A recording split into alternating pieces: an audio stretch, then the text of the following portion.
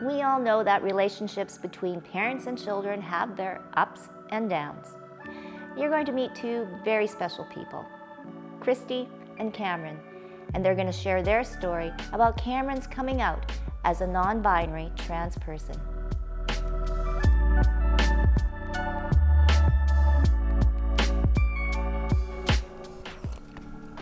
Oh, that's hot. Well, thank you, Kristie and Cameron, for stopping by into my kitchen. Welcome. Thank you for having us. Yes, the start of a new year, new beginnings, 2024. Yeah. Lots of things to talk about. Okay, I'll be frank. I went to the 50th anniversary gala for Rainbow Resource Center way back in the fall. Kristie, it seems like such a long time ago. Yes. And the video with you and your mom, it created so many different thoughts and conversations in my head. It touched me, but it made me realize how much we really need to learn and how much we need to do to move forward. And sorry to embarrass you, but you're kind of like the poster kid for this. And so I'm going to start with Cameron, if that's okay with you, Kristie. Sounds great. Cameron, you can share with us all now your story. Where do I start? So I came out as non-binary a couple of years ago, but I mean, it started before that because I knew for a little bit before that, and I was still trying to figure out how to tell people, and that was terrifying. I am very fortunate to have parents that are accepting, but even still,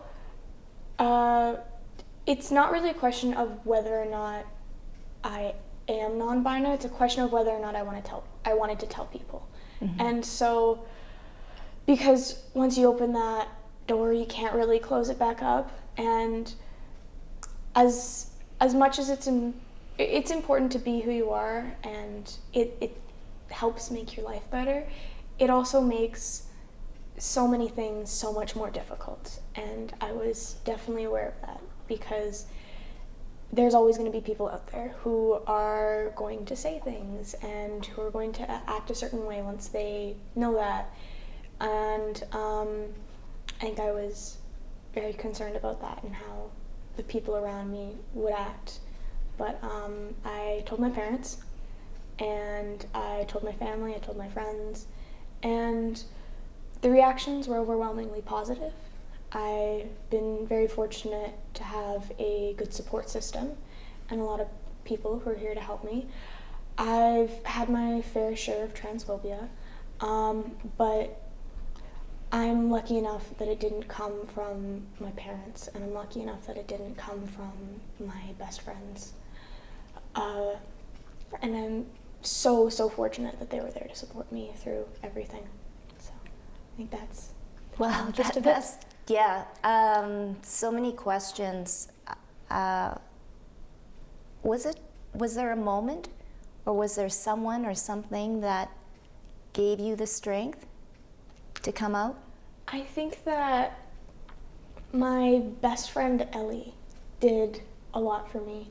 Because I came out as queer first, and I had a couple bad experiences with people not reacting the best. And I've told her this before, but she has no memory of this interaction. We were hanging out outside in the winter, and I just told her, hey, I'm queer. And she was like, you know, that makes a lot of sense, because you don't really judge people. You see all people as people. That makes a lot of sense to me. I see that. And she just was just like, okay. And she was very supportive. And I think that really meant a lot. And just knowing that I had my best friend there, no matter what anyone else said, mm-hmm. it really meant a lot to me.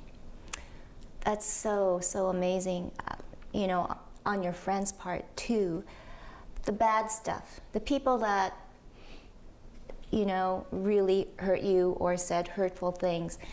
Is it because probably number one, they don't understand. But sometimes I think they might be struggling with their own feelings of who they really are. Is there any truth into that? I think that it really depends on the person. I think that there's some people who say things out of ignorance. Mm-hmm. They don't realize what they're saying is wrong. They don't really realize how it impacts you. And so those people, you do the best that you can to educate them, and that's where allies really come in. Other people who are there to support you and explain things, because being non-binary, being trans is hard, because anytime you're in any sort of situation where just anywhere, there's bound to be people around you who don't like who you are. And so it's stressful and it's exhausting and it's a lot. And so I do the best that I can mm-hmm. to explain to people, hey, that's not okay to say. Mm-hmm. But at the end of it, you're just tired. And so there's people like my parents, my brothers, my teachers, my friends that will say something on my behalf when mm-hmm. something happens. And I'm so grateful for them, because a lot of the people who say hateful things, they don't necessarily mean it that way. Not to say that there's not some people that do, and there's not people that are trying to hurt, because those people do exist. But I choose to believe that the vast majority just don't know. No. And oh my God, when you say it's so hard, and I can feel like, well, even, when just meeting me for the first time or whatever, I mean, like the angst and everything, like I'm a visible minority, and there's been a lot of hurtful and racist remarks, but I mean, for non-binary and transgenders, it is a whole different ballgame. And first of all, you're one brave person, like, so such a good soul. So I must have, it comes naturally, Kristie. No, like, and you feel free now to jump in with your mom, but I'm gonna switch back and forth because I want to talk about social media and all of that, and we didn't grow up in that era, and I can't imagine now, like, people can just say words, and that's another thing, right? We can just type it out, there's no ramifications or anything like that, except for the person that they're throwing those words at. But Kristie, now, I mean, you're smiling. I mean, Cameron's said more than mm-hmm. once or twice the support from her from their family is like amazing, but a hard journey for you. Yeah, we have been very lucky in a lot of ways. Lucky that we have, our family supports and mm-hmm. friends and people that we've surrounded ourselves with are like-minded. Mm-hmm. So that's been quite helpful. But I think the big key thing is as a parent, and I've said it before, but as a parent, we often think that we need to make our children into something. We need to push them in a direction. They need to become something that's our vision. Even their name. Mm-hmm. So Cameron chose to change their name. Well, at first, I'd say for the first hour, there was a piece of me that was a little bit upset. I thought, okay, but I like that other name. It meant something in the family. And I'm going through this. And then I stopped and I realized my real name is Kristen Pearson. And I go by Kristie. Well, if my mom had told me I had to be Kristen, that would have kind of been strange. Or I go by Pearson, not Pollard. I didn't take my husband's name. If he'd said, you have to have my name, again, it was my choice to choose my name. And mm-hmm. so for me, it kind of was an eye-opening moment that I thought, it's not really about me. It's not my name. It's their name. Mm-hmm. And so it should be a name that they like. And it's really not my journey, it's not my life, it's not my name, it's theirs. And was that the first step for you? That was a big part of the first step. I think that I was already beginning a path to try to be a better ally to all sorts of folks, folks that are in a more vulnerable positions. So I started trying to learn, because I think that's the key, that you have to listen and you have to learn from whatever that minority group happens to be. And I think if you really are listening and you really are learning, and that helps you with that journey. You have to lean in. You have to want to hear and want to understand another person's journey. You're right.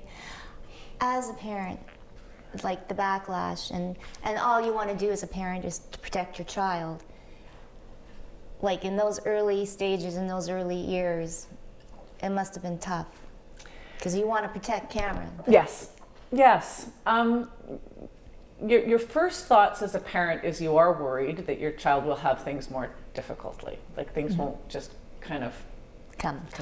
And so you know that challenge is there. So you're concerned, but I am, again, I'll say I'm very lucky with Cameron, because there's so many other things Cameron's wonderful, doing so well at with school and athletics and their heart and their kindness and other things that they've got that will help them along that journey in life. That's one space that will be a bit more of a challenge, but I think Cameron is pretty special in lots of other ways that it will pull them through, as long as they can have those supports from people around them. And I think that's the key for all people in any vulnerable space. Yeah. Do they have a circle of supports? Yeah. Some people that have their backs. Yeah, so now, like you had mentioned, you have a circle of friends that are like-minded. What was it like telling the rest of the family? Like your aunts and your uncles, grandma, grandpa? I think that it was very nerve-wracking. I didn't really want to tell most of them. I was lucky enough that my parents were willing to help me out with that. And so I wasn't the one that told most of them.